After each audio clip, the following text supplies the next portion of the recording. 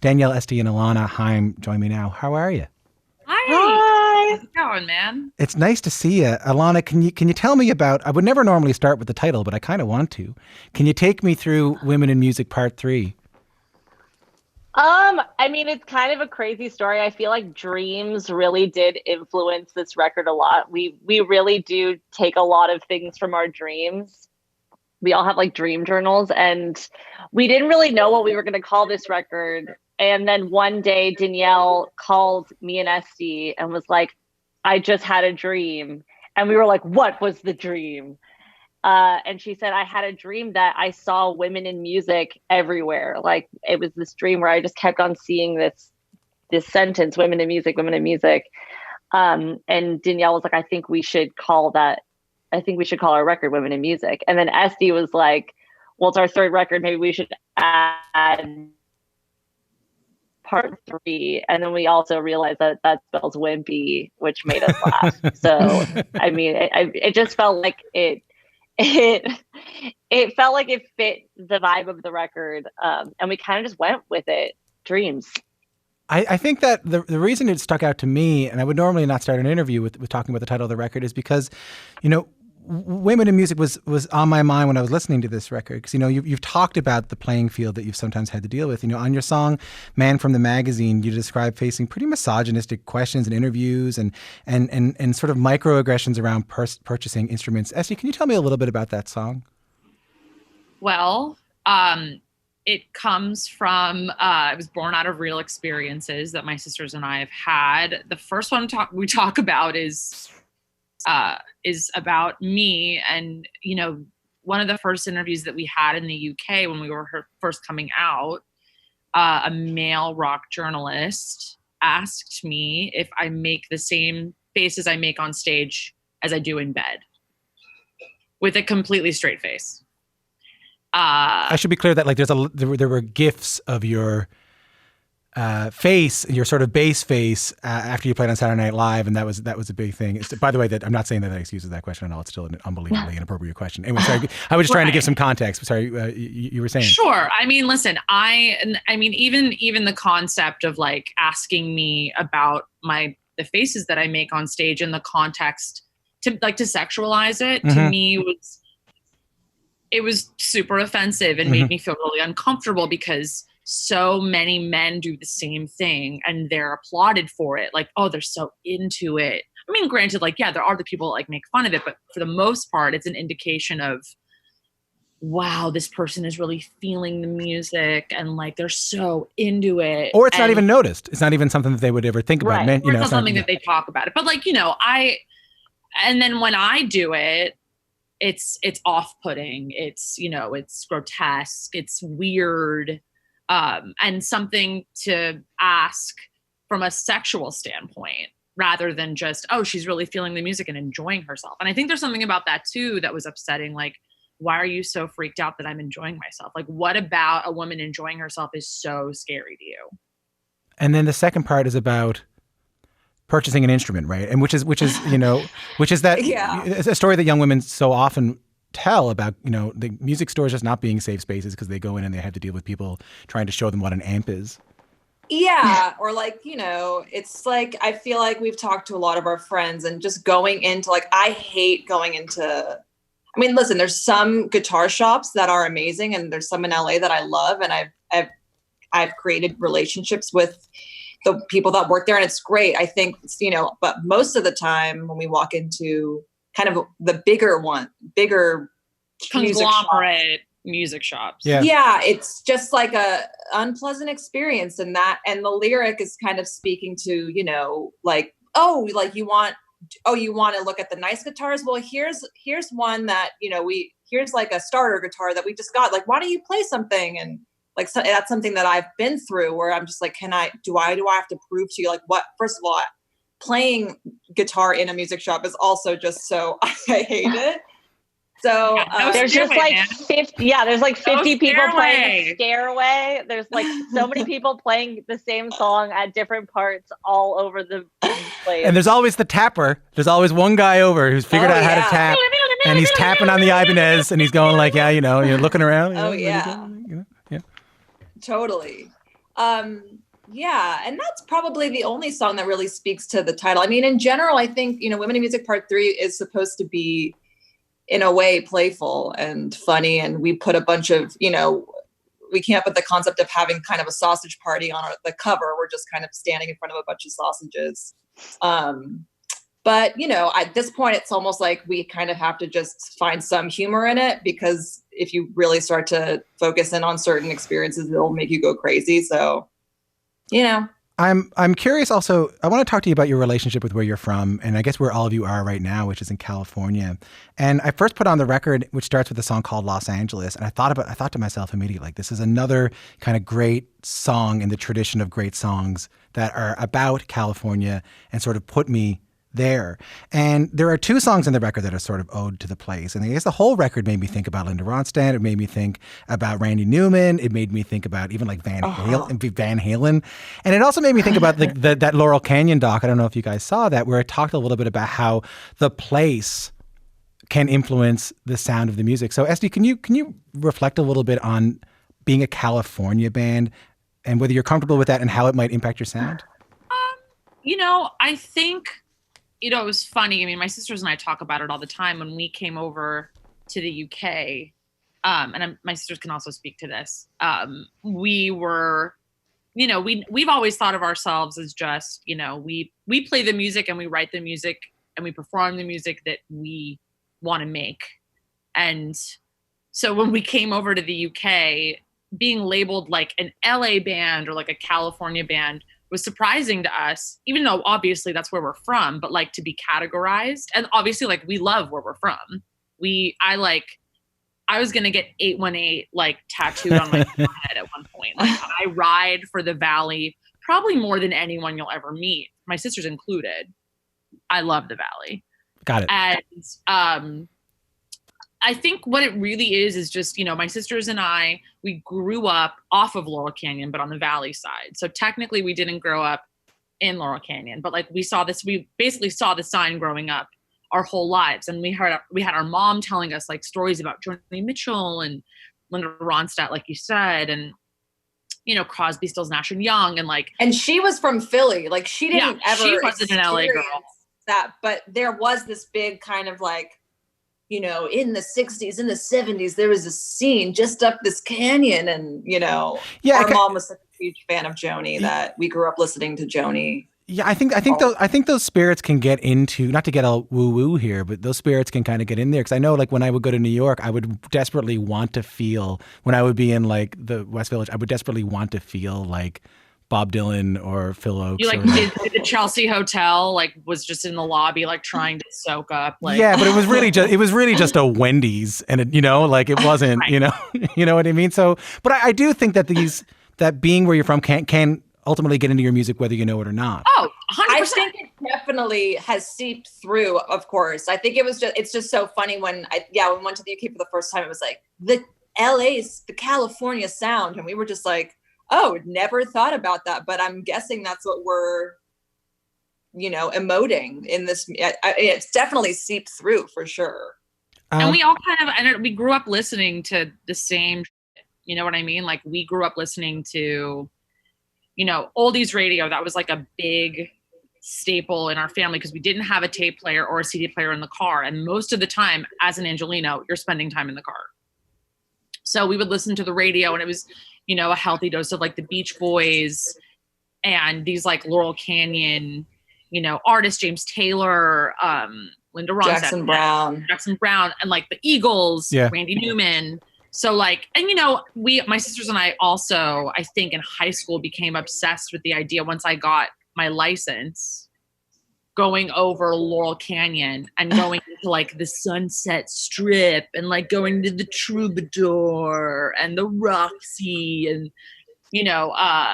the Whiskey A Go-Go. And like, there was almost this like, it felt like an adventure, like going through a time portal, almost like we're going through Laurel Canyon and like, there's Jim Morrison's, house with the bell tower and like Lookout Mountain and like, and we became kind of obsessed with like the folklore and like, I don't know if you know this, but like, did you know there was a tunnel under Laurel Canyon connecting the two Houdini houses? No.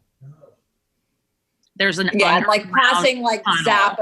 Zappa's house was like, whoa, Zappa's you know. house. I tried to have a seance at Zappa's house when it was like on the market. My friends and I like broke into the house and tried to have a seance when I was like 18. Is that true? You broke into Frank Zappa's abandoned house and tried to have a seance to bring Frank Zappa back to life? Well, because I broke into his backyard. Okay. So we hopped the fence, and then literally like as we got in, we were like scoping it out, and then like clockwork, 2 headlights just come on. And there was like a guard in the backyard in a car. Oh, like I guess it was there like God. 24 hours a day. And of course I sprinted like a gazelle down Laurel Canyon to get back to my car. I was so scared. That's You know, the things you do when you're young. I guess so. I'm glad it's in there somewhere, and I'm glad it made it in. I don't want to take up too much of your time. I want to talk a little bit about the record. I want to play another song. Take a listen to this. Peer around the corner at you. From over my shoulder, I need you. I need you to understand. These are the earthquake drills that we ran under the freeway overpass. The tears behind your dark sunglasses. The fears inside your heart's deepest gashes. Walk beside me. That is Haim and Summer Girl. Haim are my guests. Danielle, only as much as you want to. Can you tell me a little bit about that song? Yeah. We wrote a really rough sketch of the song actually on my phone, I think now 2 years ago. And it was right kind of after my partner was battling cancer. And I was on the road a lot. And every time I kind of got on the phone with him, first of all, I felt so sad that I couldn't be with him when he was going through this because I was on the road. But I also wanted to feel like this kind of sunshine or light when he was in such a dark place. So that's where this little demo, we came up with it on my phone. We figured out this like cool bass line and just, you know, I think initially it was like, I'm your sunny girl. And I just kept repeating like, I'm your sunny girl, or fuzzy girl, like just something like, you know, like to help him, and had this doot doot doot part. And it kind of stayed on my phone, I guess, for like a year. And I was in the shower about a year ago now. And I remembered the demo and I said, oh, I remember thinking like, wait, where is that? I remember there was something cool about it. And I brought it to our friend Rostam. And I said, I think there's something to this. I don't know what it is, because truly it was just like, I'm your summer girl, which doesn't really feel like a chorus, and this doot doot doot part. And I remember being like, you know, it kind of feels like we didn't have the sax part at that point.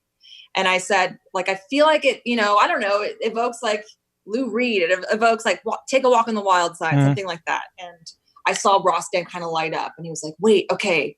So you have this kind of like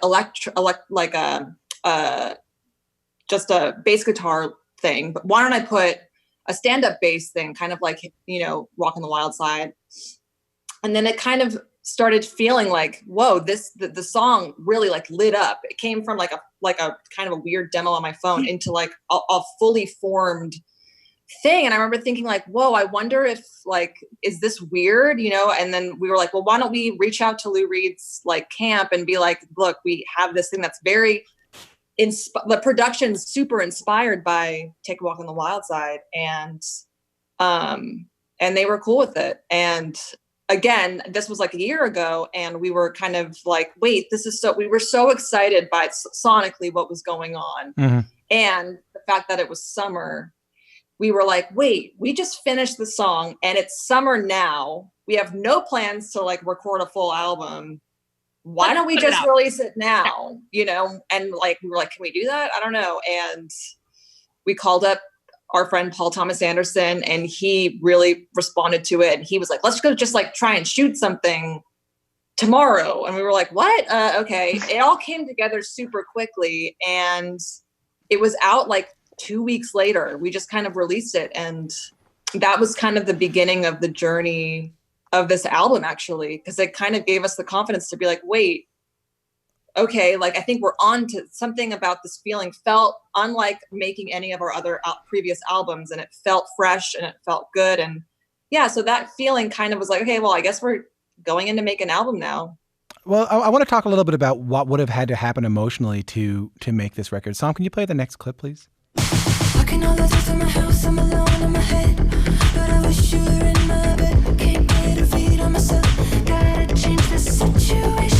Spinning the way that I felt when I woke up. Told me that I shouldn't give in, give up hope. Told me that I shouldn't fight what I felt. Told me I should not let go, 'cause he can. That is Haim, and Now I'm in It. You know, and on that song and throughout the record, you have to say you talk about some very real things. You know, you talk about depression, you talk about challenges in your life. Alana, is it hard, even though you're sisters, or even more so because you're sisters, to talk about these very personal things with one another in order to make it a record about them? Yeah, I really do think that this record especially, I mean, we had been on tour pretty much for the bulk of the last, what, Danielle asked you, like 10 years? Yeah. Right? And I feel like on the last tour when we came back, we were all collectively had pretty gnarly post-tour depression. I can't even say it. Toast-tour depression. You couldn't afford any Post-tour toast. I get it. depression. Yeah, I get it. I couldn't afford toast. Yeah. And really, I feel like when we were coming into this record, it's so terrifying. I didn't realize how terrifying it was going to be, but it really was terrifying to open up this much. We really didn't think that we were going to open up this much, but I think that we couldn't have it any other way. I feel like right after we wrote Summer Girl, Now I'm in It, and Hallelujah, those were like the three songs that we kind of dipped our toes into making a record. Like once those three songs were out, and the feeling of writing something so insanely personal that was so specific. We had always been personal on records, but we were being insanely specific on this record. It felt like so much weight had been lifted off of our shoulders after they were out, and we could kind of talk about what we were going through, and it really helped. It's still a crazy experience. I mean, there's some songs on this record that are even now like hard to listen to. And I don't even know how we're going to act when we play them live, but hopefully one day when we can play live. But it was a really intense experience. And I mean, being in a band with your sisters, I think that it's easier for me to open up because my family pretty much knows everything that's going on in my life. There were some times where we were like, you should maybe talk to your therapist about this, not us. But yeah, it just ended up when I look at this record, I mean, I feel like you always kind of love the baby of the family.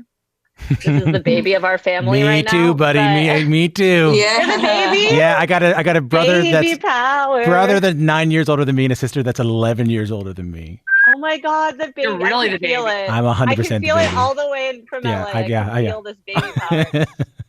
But truthfully, like when I look at this record, I mean, it's such a chapter of our lives that's so important, and the fact that we could kind of put it on record and kind of close the chapter and put it on the shelf and be like, that was this time in our lives. It feels incredible. But not only that, like I know, Danielle, you've talked about how I think it was you had a therapist who told you that, you know, writing about depression, writing about, you know, feeling the way that you did is in itself helpful, or if not therapeutic. Did you find? Yeah, I think, you know, I started going to therapy when I was kind of sorry, one second. That's all right. Can you ask me the question one more time? I know. We were talking about, you know, going through the record, and it being sort of an emotional thing to talk about depression with your sisters. And I also know that you had a therapist who said to you that songwriting itself can be therapeutic. I wanted to know what you learned about songwriting and how it can be helpful with things like this. You know, I think when I was kind of in a dark place, I was sort of in this numb kind of like I was just kind of just numb, and it always, I don't know, at the time I just really didn't feel like doing anything. And when I finally decided to go to therapy, it took me a minute to just even wrap my head around it. I had never done it. Mm-hmm. And it was really helpful that my sisters were very gentle with me, you know, just hey, why don't you call that there? You know, why don't you? And finally, when I did it, we started, talking, I think just the idea of doing anything for me was like too exhausting. I just couldn't think about really doing anything. So after a couple sessions, my therapist at the time, my therapist was like, you need to just go in and work at the thing that you love to do. And I'm sure that would have been, if my profession was I feel like any sort of creative outlet, she probably would have said, you should do that. And it really did take the kind of the nudging to be like, okay, I'm going to do this. And every record, there is always a point where we have to show up when we're songwriting. Some of my favorite songs that we've written come out of nowhere in the shower, or like Summer Girl kind of came out of nowhere, and it's like this idea just kind of comes into my mind. Oh wow, okay, this is the melody. Wow, is this a song? Like, a lot of the times, like, wait, is this a song that's already written? Because it came so quickly. Like, I feel like But anyway, how we wrote a lot of this album was showing up to our little box of a studio with my computer and every day, and really just trying to write something every day and saving everything. And so we did that for almost 2 months. And that really helped me kind of get out of, my dark little hole that I was in. If you're just tuning in, you're listening to Q. I'm speaking with the rock band Haim, which is made up of sisters Esty, Danielle, and Alana. We're talking about their new album, Women in Music Part 3. And I've seen your music described as, this new record described as great experimental rock music, or the great next step in experimental rock music. And I think it's worth mentioning, because I think rock as a genre is in a really strange moment. It's obviously not the dominant force it once was, but that also means it doesn't necessarily take the same risks it once did. So Esty, how are you feeling about the genre of rock right now? I think women make the best rock music. She said it before, she'll say it again. Yeah, I think you might be right. And the thing is like, but at the end of the day, also, like, like what is genre? Yeah, I mean, we can definitely speak to, like, obviously, like, we love, like, there's so many amazing women making amazing kind of rock leaning music. I feel like we're obsessed with Snail Mail and Soccer Mommy, Mitski. I mean, it's just, I feel like people are talking about it a lot now. I think it's the most, I think, the perspective, like, our perspective is way more interesting than a lot of music that's coming out, I think.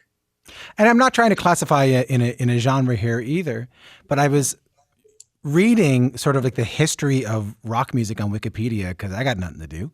And there was the final chapter was, well, rock music has been usurped as the dominant force of music, and it's become sort of music that doesn't necessarily take risks. And they named certain bands that, are sort of the dominant rock bands at the time. And I thought to myself when I listened to this record that, like, this is a rock record. This sounds like a great, it sounded to me like a great rock record, like I would have listened to a great rock record 15 years ago. And I thought of you guys as being crucial to the conversation around rock music right now, even though. Thank you so much. I mean, also, another record that we were so obsessed with was the Brittany Howard record that came out last year. I think she's such an amazing artist, and so if we ever get to meet her, I think we'll be pretty. It'd be like you with the chicks. Oh my God. Yeah. I was saying before we turned on this interview that I was the most nervous I've ever been for an interview when I spoke to the chicks, formerly known as the Dixie Chicks. And I know what you mean. I'm going to go to question 8 here, Sam. Take a listen to this. Laughing together like our thoughts are harmonized. Been that way since 95.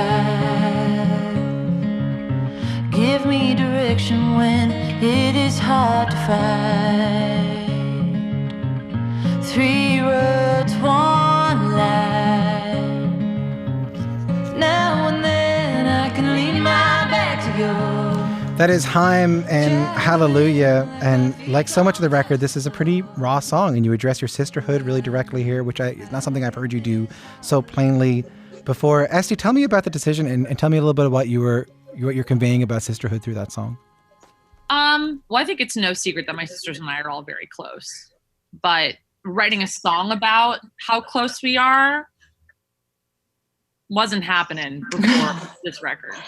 I don't know. I think that we'd always wanted to express how important our relationship is to us, not only in our lives, but also as a band.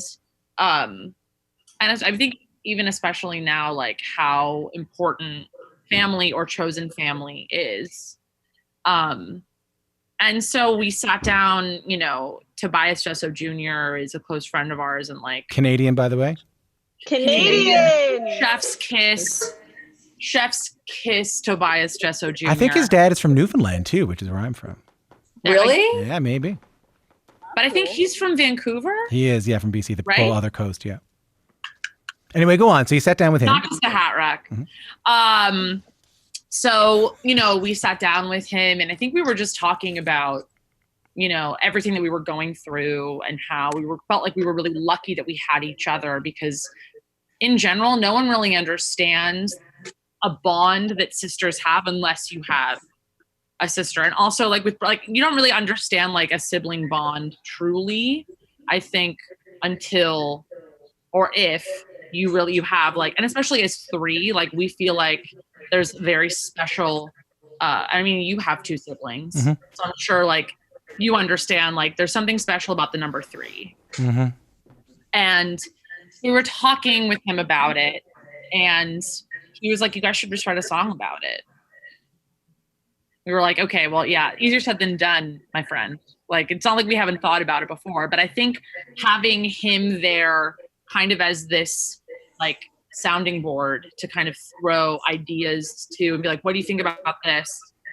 Was really, really important, I think, in the song making process for this one specifically. I guess what I'm hearing throughout this whole thing, and I got the note to wrap, so maybe I'll wrap this way. I guess what I'm hearing throughout this whole interview is that between discussing, the situation with, what the misogynistic questions you get or the misogyny in the record store, with the songs about the depression or the songs about the illness of a partner, the songs about your caring for one another and the bond you have for one another.